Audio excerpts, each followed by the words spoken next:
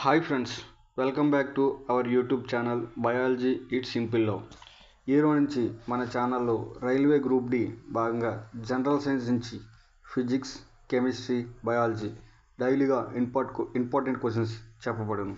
ఈరోజు మన టాపిక్ వచ్చేటప్పటికి physics. First question, which of the following has both magnitude and direction? క్రింది వానిలో దేనికి మ్యాగ్నిట్యూడ్ డైరెక్షన్ కలిగి ఉంటుంది? మ్యాగ్నిట్యూడ్ దేనికి కలిగి ఉంటుంది సార్? స్కేలార్ క్వాంటిటీస్కి ఓన్లీ మ్యాగ్నిట్యూడ్ మాత్రమే ఉంటుంది. స్కేలార్ క్వాంటిటీస్కి ఓన్లీ మ్యాగ్నిట్యూడ్ మాత్రమే ఉంటుంది. వెక్టార్ క్వాంటిటీస్కి బోత్ మ్యాగ్నిట్యూడ్ అండ్ డైరెక్షన్ మాత్రం కలిగి ఉంటుంది.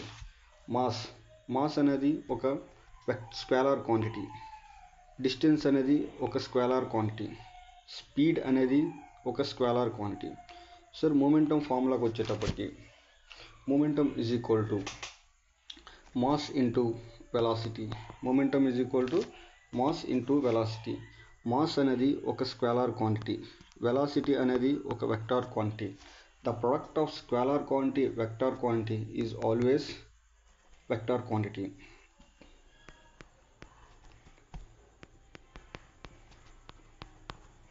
Is always vector quantity. So momentum అనేది మన answer. So next question,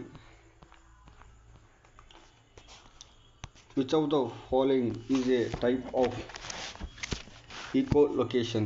Which of the following is a type of echolocation? ఈకోలొకేషన్ అంటే ఏంటి సార్? ఒక లొకేషన్ని మనం ఐడెంటిఫై చేయాలి. ఈకోలొకేషన్కి ఇంకో పేరు ఏంటంటే బయోసోనార్. ఏంటి సార్? బయోసోనార్. సో ఆప్షన్లోనే ఉంది మన ఆన్సర్ సోనార్, బయోసోనార్. నెక్స్ట్, ఇందులో రాడార్ అనేది దేనికి ఉపయోగపడుతుంది అంటే, రాడార్ అనేది used to detect the objects using radio waves. Frequency అంటే ఏంటి సార్ అంటే నెంబర్ ఆఫ్ సైకిల్స్ పర్ సెకండ్ని ఫ్రీక్వెన్సీ అంటారు. Next third question,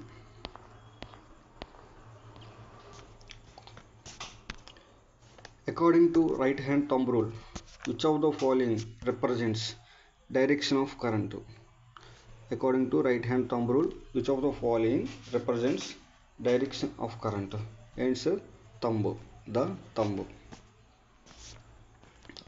Next, fourth question, which of the following is a transverse wave? Which of the following is not a transverse wave? Sound waves are not transverse waves. Next, fifth question, which of the following instrument is based on the principle of Archimedes?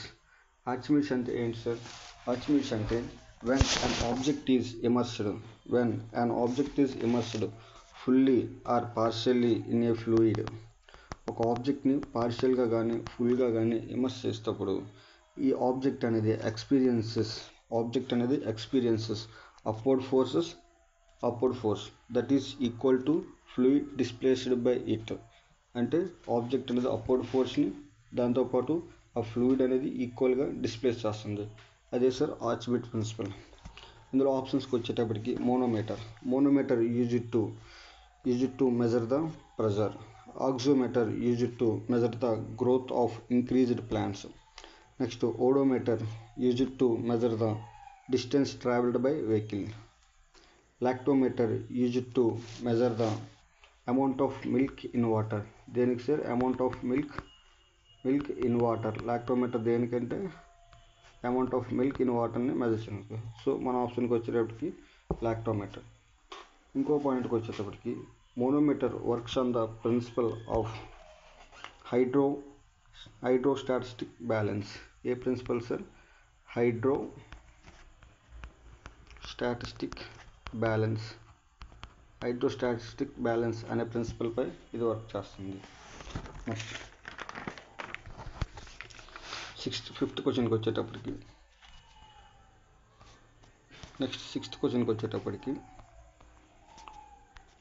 SI units of pressure యొక్క SI units అనేది ఏంటి? ఇది direct question. So SI units యొక్క pressure ఏంటి?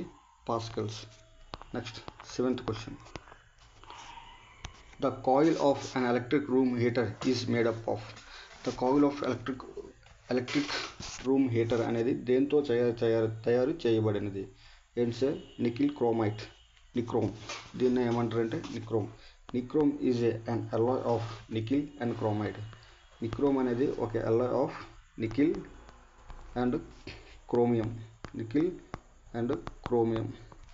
Nickel ఇందులో ఎంత percentage ఉంటుంది sir అంటే 80% ఆఫ్ నికిల్ ఉంటుంది, 20%కి వచ్చేటప్పటికేమో క్రోమియం ఉంటుంది. Next 8th question. Fuse wire used in electric instrument is made up of. Electric ఇన్స్ట్రుమెంట్లో యూజ్ చేసిన ఫ్యూజ్ వైర్ అనేది దేంతో తయారు చేయబడినది? ఈ ఫ్యూజ్ వైర్ అనేది దేంతో తయారు చేయడం అనేది, దేంతో సార్ తయారు చేయడం అనేది అంటే alloy of lead and zinc. దేంతో తయారు చేస్తారు సార్? alloy of lead and zinc. Next 9th question.